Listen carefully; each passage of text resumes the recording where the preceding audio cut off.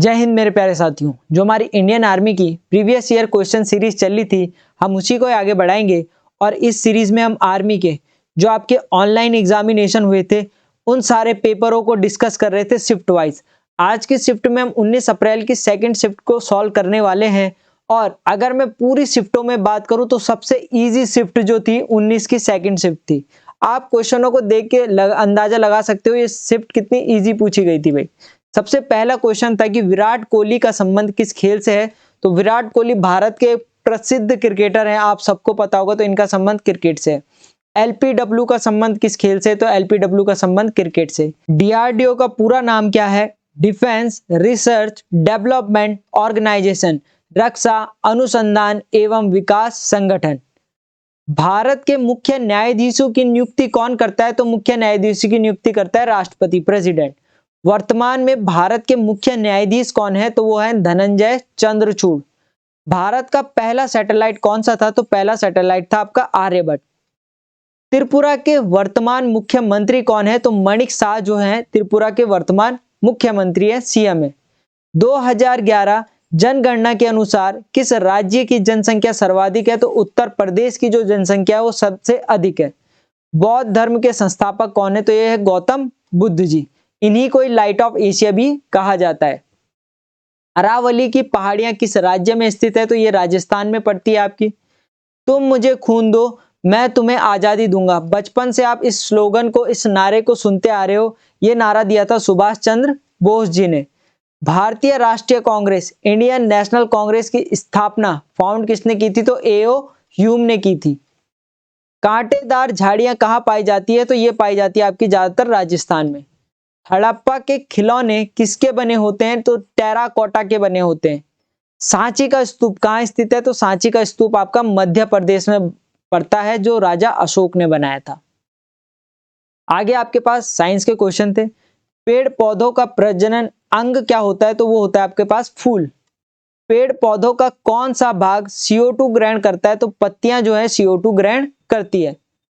Doctor दांतों के इलाज में किस दर्पण का प्रयोग करता है? तो अवतल दर्पण का जो है डॉक्टर दांतों के इलाज के लिए इस्तेमाल करते हैं। अगला सवाल था आपके पास, निम्न में से ज्वलनशील है। आपके पास 4 ऑप्शन रहे होंगे जिसमें से राइट आंसर था चारकोल। टेडपोल का संबंध किससे है? तो मेंढक की लार से आपके पास राइट आंसर रहा होगा। निम्न में से वह जो अम्ल व क्षार से नहीं बनता है, 4 ऑप्शन रहे होंगे और हीलियम आपके पास क्या रहा होगा? राइट आंसर रहा होगा। अब स्टूडेंट ने मुझे सीधा आंसर बताया तो मैं भी आपको सीधा आंसर बता रहा हूं। बस आपको क्या हेल्प मिल रही है कि प्रीवियस ईयर क्वेश्चन आंसर सहित मिल जा रहे हैं। अगला सवाल है आपके पास, एक स्वस्थ मनुष्य का तापमान कितना होता है? अगर मैं सेल्सियस की बात करूं तो 37 डिग्री सेल्सियस होता है। अगर आपके पास ऑप्शन फ़ारेनहाइट में पूछता तो 98.6 फ़ारेनहाइट होता है।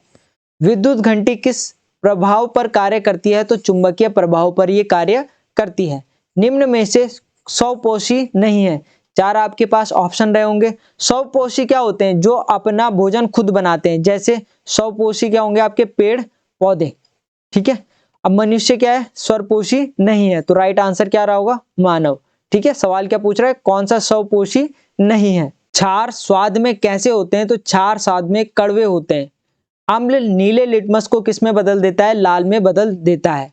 नर युग्मक में क्या होता है? तो नर में होता है शुक्राणु, जिसे आप बोलते हो स्पर्म। निम्नलिखित में से किस तरंग के संचरण के लिए माध्यम की आवश्यकता नहीं होती है? तो विद्युत चुंबकीय तरंगे के संचरण के लिए माध्यम की आवश्यकता नहीं होती है। निम्नलिखित में से किस पदार्थ का निश्चित आकार होता है? जो आपके ठोस होते हैं, सॉलिड्स होते हैं, उनका आकार क्या होता है? निश्चित होता है। आगे आपके पास मैथमेटिक्स के क्वेश्चन थे, गणित के क्वेश्चन थे। सबसे पहला क्वेश्चन आपसे कह रहा है कि 9,000 रुपए की धनराशि का 5% वार्षिक साधारण ब्याज की दर से 3 वर्ष का साधारण ब्याज कितना होगा? आपको मूलधन दे रखा है, प्रिंसिपल दे रखा है 9,000 रुपए, रेट आपको दे रखी है, दर कितना दे रखा है? 5%, ठीक है। समय आपको दे रखा है कितना? टाइम आपको दे रखा है 3 साल। यहां तक किसी को कोई दिक्कत? ठीक है। आपको मैंने सिंपल इंटरेस्ट, साधारण ब्याज का एक फॉर्मूला बता रखा है। मूलधन जिसे आप बोलते हो प्रिंसिपल इनटू रेट जिसे आप बोलते हो दर इनटू टाइम जिसे आप बोलते हो समय अपॉन 100। वैल्यू पुट करो, आंसर निकालो। कुछ था क्वेश्चन में, तो 9,000 रुपए प्रिंसिपल है, रेट 5% है, समय 3 साल है, अपॉन 100। 2 जीरो से 2 जीरो कट गए, ठीक है। 5 नब्बे 45 और 1 जीरो बचा हुआ है, इंटू 3। 450 का 3 टाइम्स कर दो। 5 तिया 15 कैरी 1, 3 चौको 12 और 1 13, कितना आ गया 135, 1 जीरो बचा हुआ, 1350 सिंपल इंटरेस्ट रहेगा। अगला सवाल है आपके पास, एक समांतर चतुर्भुज का आधार 1.5 सेंटीमीटर व ऊंचाई 8 सेंटीमीटर है, तो समांतर चतुर्भुज का क्षेत्रफल कितना होगा। अगर आपको पता होता कि समांतर चतुर्भुज का क्षेत्रफल बराबर होता है आधार गुणा ऊंचाई, area of a parallelogram is equal to base into height, तो आप इजीली इस क्वेश्चन को कर रहे होते। तो मैं यहाँ पे लिख देता हूँ समांतर चतुर्भुज का क्षेत्रफल। समांतर चतुर्भुज का क्षेत्रफल क्या होता है, आधार गुणा ऊंचाई, आधार बेस इनटू हाइट। आधार कितना है 1.5 सेंटीमीटर, ऊंचाई कितनी है 8 सेंटीमीटर, मल्टीप्लाई कर दो, 15 अट्ठे होता है आपके पास 120 centimetre into centimetre, centimetre square. मुझे बताओ एक संख्या के पहले दशमलव है तो एक बार दशमलव इधर खिसका दो, तो क्या होगा, ये जीरो हट जाएगा, तो कितना आ जाएगा 12 सेंटीमीटर स्क्वायर। किसी को कोई दिक्कत। अगला क्वेश्चन कह रहा है कि 6/15 को प्रतिशत में बदलो। अब प्रतिशत में बदलने के लिए क्या करना पड़ता है, गुणा 100 करना पड़ता है, बिल्कुल सिंपल सा। 5 तिया 15, 5 दूनी 10, जीरो का जीरो, 3 दूनी 6। अब 2 की मल्टीप्लाई 20 से कर रहे होंगे तो 20 दूनी 40% आपके पास क्या रहेगा, राइट आंसर रहेगा। एक समकोण त्रिभुज के आधार व कर्ण क्रमशः 40 और 41 सेंटीमीटर है, तो समकोण त्रिभुज का लंब कितना होगा। ये समकोण त्रिभुज है, राइट एंगल ट्रायंगल है। कैसे पता चलेगा कि राइट एंगल ट्रायंगल है, जिसका एक कोण 90 का होता है, वो कोण कौन सा होता है, समकोण त्रिभुज होता है, ठीक है। इसका आधार दे रखा है आपको 40 सेंटीमीटर, ठीक है। कर्ण दे रखा है आपको 41 सेंटीमीटर, तो इसका लंब पूछ रहा है, ये लंब, इसे बोलते हो आप बेस, इसे बोलते हो आप परपेंडिकुलर, इसे बोलते हैं आप हाइपोटेनस, कर्ण, लंब, और इसे बोलते हो आधार। पाइथागोरस थ्योरम क्या होती है, तो आप बोलोगे कर्ण, कर्ण का स्क्वायर, हाइपोटेनस का स्क्वायर बराबर आधार बेस का स्क्वायर प्लस इसका लंब का स्क्वायर, लंब बोले तो परपेंडिकुलर का स्क्वायर, ठीक है। यहां से स्क्वायर हटता है तो इस तरफ स्क्वायर रूट लगता है भाई। पहले चलो यहाँ पे से वैल्यू पुट करते हुए चलेंगे।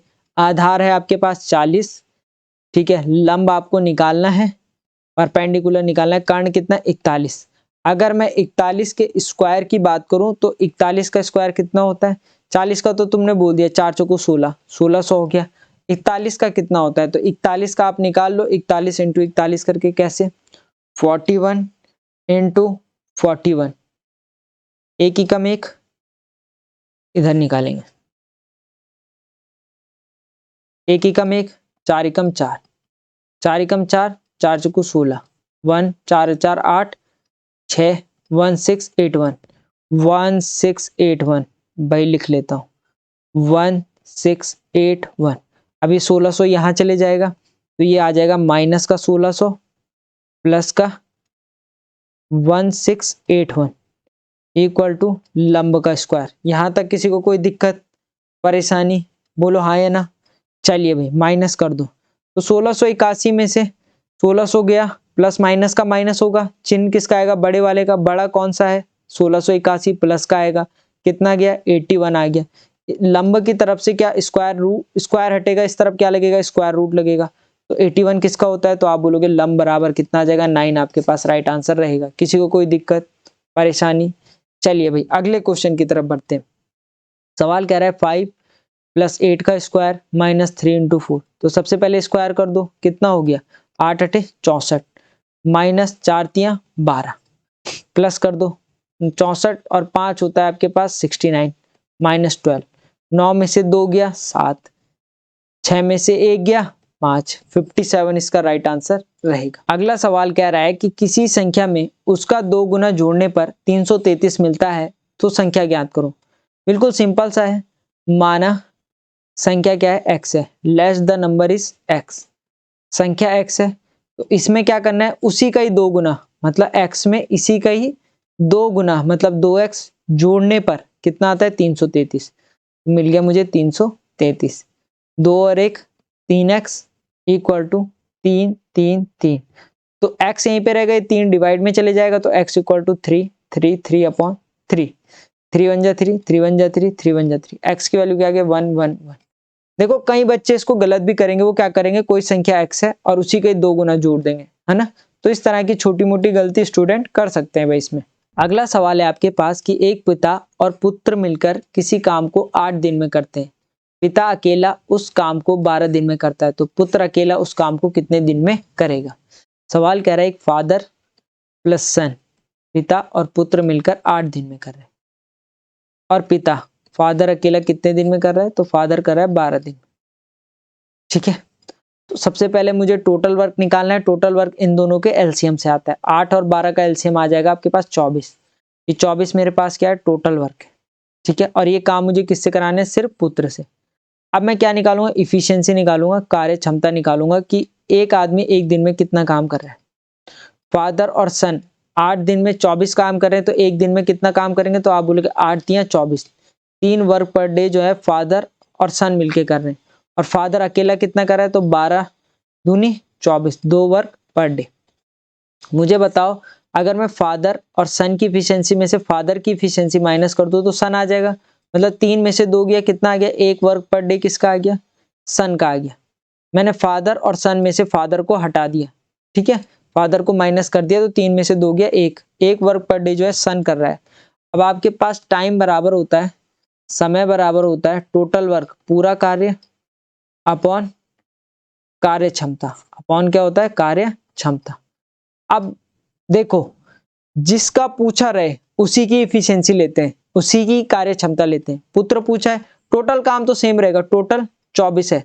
अब पूछा पुत्र अकेला कितने दिन में करेगा, तो पुत्र की इफिशियंसी कितनी निकाली, 1, तो 24/1 कितना, 24 डेज आपका आंसर रहेगा। चलिए प्रथम 3 अभाज्य संख्याओं का एलसीएम क्या होगा। तो सबसे पहले आपको अभाज्य संख्या पता होनी चाहिए, प्राइम नंबर्स पता होने चाहिए। तो प्राइम नंबर्स वे नंबर्स होते हैं जो 1 से और खुद से पूर्णतः विभाजित हो जाए। ठीक है, 1 and itself, divisible by 1 and itself. ठीक है, अब देखो सबसे छोटी अभाज्य संख्या होती है 2, फिर 3, फिर 5, फिर 7, फिर 9, फिर 11। 9 नहीं होगी, क्यों नहीं होगी, अब देखो एग्जांपल से, जिसके 2 ही फैक्टर होते हैं, 2 ही गुणनखंड होते हैं, जो 1 और खुद होगा। जैसे मैंने कहा 2 ही क्यों अभाज्य संख्या 2 ही क्यों होती है, 1 क्यों नहीं होती, तो 1 सिर्फ 1 की टेबल में आता है और किसी की टेबल में आता है, नहीं आता। अगर मैं 2 की बात करूं तो 2 1 की भी टेबल में आता है और 2 की भी टेबल में आता है। मतलब उस संख्या के 2 फैक्टर होने चाहिए बस। 1 का कितना फैक्टर है, 1 ही फैक्टर है। मैंने कहा 3, 1 3 जा 3, 3 1 जा 3। मैंने कहा 5, 1 5 जा 5, 5 1 जा 5। मैंने कहा 7, 7 1 जा 7, 1 7 जा 7। मैंने कहा 11, 1 11 जा 11, 11 1 जा 11। 9 क्यों नहीं हो सकता, 1 9 जा 9, 3 3 जा 9, 9 1 जा 9। कितने फैक्टर आ गए, 3 फैक्टर आ गए। 4 क्यों नहीं हो सकता, 1 4 जा 4, 2 2 जा 4, 4 1 जा 4। कितने फैक्टर आ गए, 3 फैक्टर आ गए। तो ये इसीलिए अभाज्य संख्या नहीं होती है। अब समझते हुए चलते हैं, प्रथम 3 अभाज्य संख्या क्या होगी, पहली होगी 2, दूसरी होगी 3 और तीसरी होगी 5। इनका एलसीएम पूछ रहा है, तो 5 3 15 दूनी 30, इनका एलसीएम होगा भाई। किसी को कोई दिक्कत, बोलो। अगला सवाल है आपके पास 705 का स्क्वायर माइनस 703 का स्क्वायर क्या होगा। एक तरीका तो ये है आप स्क्वायर करो और माइनस कर दो। दूसरा शॉर्ट तरीका क्या होता है, ए स्क्वायर माइनस बी स्क्वायर बराबर होता है आपके पास ए प्लस बी और ए माइनस बी। ठीक है, तो इसको ए मान लो, इसको बी मान लो, ये स्क्वायर है ये भी स्क्वायर है, तो ए प्लस बी मतलब 705 प्लस 703, माइनस कर रहे होंगे 705 माइनस 703 भाई। प्लस करो 5 और 3 8, 0 का 0, 7 और 7 14, 1408 इंटू कितना 705 में से 703 गया 2। ठीक है, 8 दूनी 16, कैरी 1 हो गया, 2 0 0 1 लग गया, 14 दूनी 28, 2816 इसका राइट आंसर रहेगा। एक खिलाड़ी और उनके पारियों के रन 44 108 72 36 है, उनकी पारियों का औसत ज्ञात करो। औसत बराबर क्या होता है, एवरेज बराबर क्या होता है, तो आप बोलोगे सर आपने बताया सम ऑफ नंबर्स संख्याओं का योग अपॉन टोटल नंबर संख्याओं की संख्या। तो सबका सम करते हुए चलो 44 प्लस 108 प्लस 72 प्लस 36 अपॉन कितने 1 2 3 4 4 है अपॉन 4। ऐड करो 6 और 2 8 8 और 8 16 16 और 4 20 कैरी हो गया 2 2 और 3 5 5 और 7 12 जीरो ऐड नहीं होता 12 और 4 16 कैरी हो गया 1 1 और 1 2 260 अपॉन 4 काट दो 6 चौकू 24 ठीक है 24 2 बज गया 4 पंजे 20 65 इसका क्या होगा एवरेज होगा भाई। बिल्कुल सिंपल सा सवाल था। अगला सवाल है आपके पास कि 15 किलो टमाटर का मूल्य 382 रुपया 50 पैसा है, तो 8 किलो टमाटर का मूल्य ज्ञात करो। अगर आपको दे रखा है 15 किलो टमाटर का मूल्य कितना दे रखा है 382.50, तो यहाँ से सबसे पहले आपको 1 किलो टमाटर का मूल्य निकालना पड़ेगा। वो कैसे आएगा, ये 15 कहाँ चले जाएगा डिवाइड में 382.50 अपॉन 15। अब देखो पॉइंट मुझे दिक्कत दे सकता है तो मैं पॉइंट हटा लेता हूँ 2 मिनट के लिए, ठीक है, कैलकुलेशन करने के लिए 38250 अपॉन 15। मुझे पता है कि दो संख्याओं के पहले पॉइंट है, तो जो वैल्यू आएगी उनसे दो संख्याओं के पहले मैं क्या लगा लूंगा, पॉइंट लगा लूंगा। 15 से काटा 15 दूनी 30 8 बज गया, ये 8 यहाँ चले गया 82 82 हो गया, 15 पंजे 75 82 में से 75 चले गया कितना बच गया 7, ये भी 75 हो गया 15 पंजे 75 और एक जीरो बचा हुआ जीरो, तो ये आ गया 2550। अब दो संख्याओं के पहले क्या लगाना है दशमलव, तो एक संख्या दो संख्या के पहले दशमलव लगा दिए। 1 किलो की कीमत कितनी आ गई 25 रुपए 50 पैसा। कितने की पूछ रहा है 8 किलो की, अगर 1 किलो इतने का है तो 8 किलो कितने का, तो मल्टीप्लाई 8 कर दो। 25.50 की मल्टीप्लाई अगर आप 8 से करोगे तो 8 जीरो का जीरो, 8 पंजे 40 कैरी हो गया 4, 8 पंजे 40 और 4 44 कैरी हो गया 4, ठीक है, 8 दूनी 16 और 4 20, ठीक है। दो संख्याओं के पहले दशमलव है, दो संख्याओं के पहले दशमलव लगा दो, 204 रुपए आपके पास राइट आंसर रहता। किसी को कोई दिक्कत, बहुत ही आसान सा सवाल। आपको थोड़ा सा इस पॉइंट में दिक्कत हो सकता था, एग्जाम हॉल में थोड़ा सा प्रेशर होता है ना। चलिए भाई अगला सवाल है 200 plus 160 minus 95.5 equal to x plus 40। Bracket की वैल्यू सॉल्व करो, 160 में से माइनस करना है 95.5, इसने इसको कैरी दिया 10 में से 5 गया 5, यहाँ 9 बच गया 9 में से 5 गया 4, ठीक है, यहाँ कितना बच गया, यहाँ बच गया 15 15 15 में से 9 गया 15 9 10 1 6 बच गया 64.5, तो 200 plus 64.5 equal to x plus 40, तो ये हो जाएगा 264.5 इक्वल टू x प्लस 40।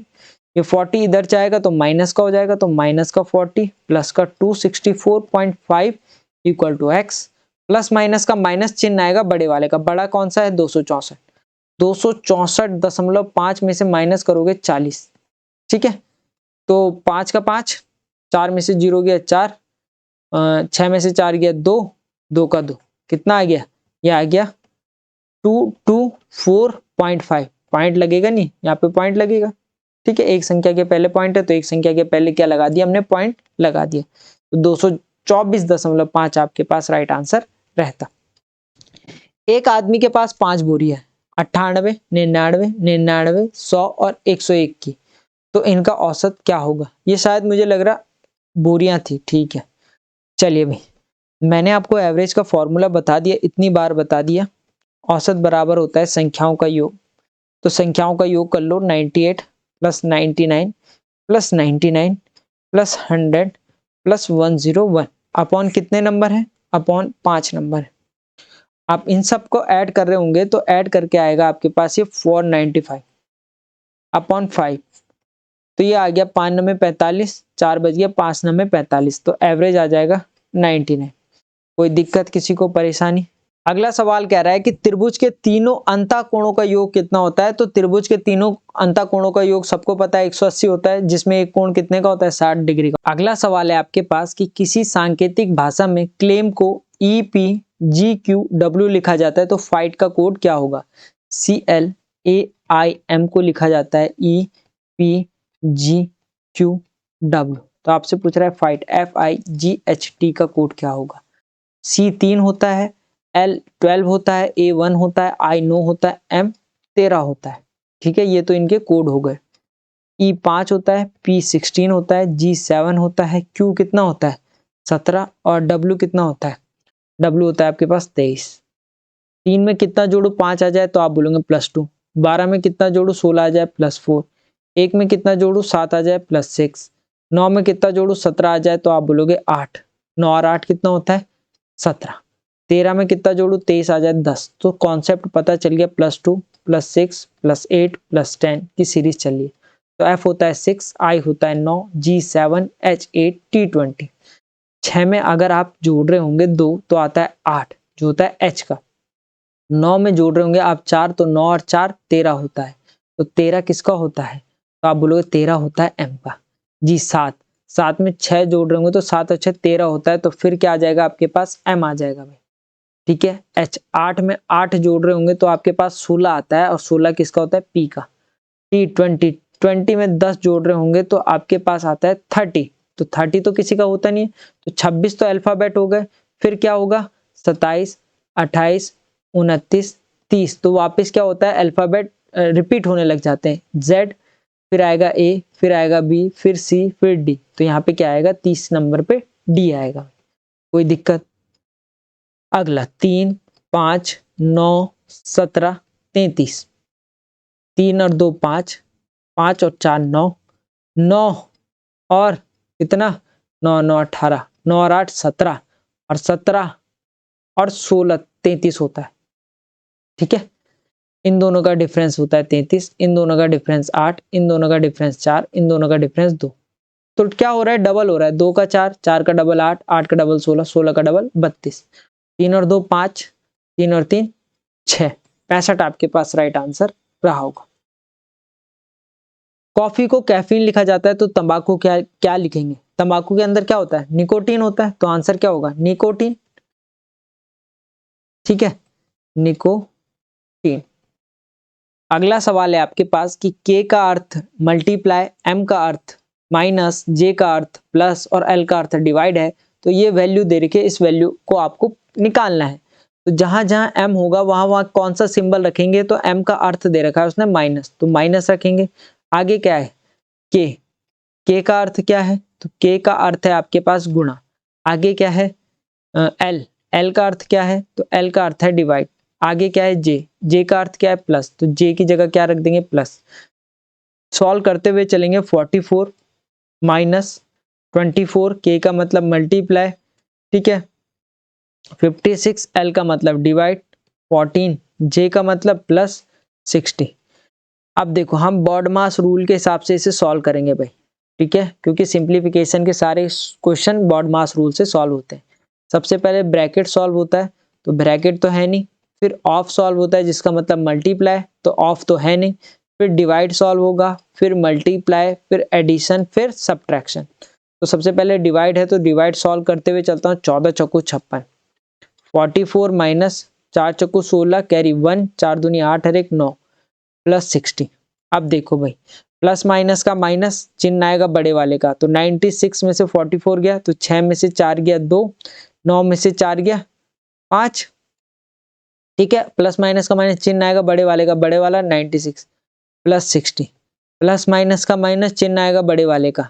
ठीक है, तो 60 में से 52 गया 8, चिन्ह किसका आएगा 60 का, तो प्लस का 8। अगर आप इसे ऐसे भी नहीं करते, दूसरी तरीके से भी करते तो भी ऐसे ही होता भाई। कैसे, प्लस माइनस का माइनस, ये था ना 44 माइनस 96 प्लस 60। अब देखो भाई यहाँ प्लस यहाँ माइनस, प्लस माइनस का माइनस। ठीक है, अगर आप 96 में से 60 माइनस करो, 6 में से 0 गया 6, 9 में से 6 गया 3, 36 आ गया। किसका आएगा ये, प्लस का या माइनस का, तो आप बोलोगे बड़े वाले का चिन्ह आएगा, तो बड़ा 96 है। अब 44 माइनस 36 कर दो भाई, कितना 44 में से 36 गया, 14 में से 6 गया 8। ठीक है, तो इस तरह से भी वही आंसर आपका रहेगा। चलिए भाई आज के लिए इतना ही। धन्यवाद आपका कीमती समय देने के लिए। स्वस्थ रहिए, मस्त रहिए, पढ़ते रहिए। मिलते हैं नेक्स्ट वीडियो पर। जय हिंद।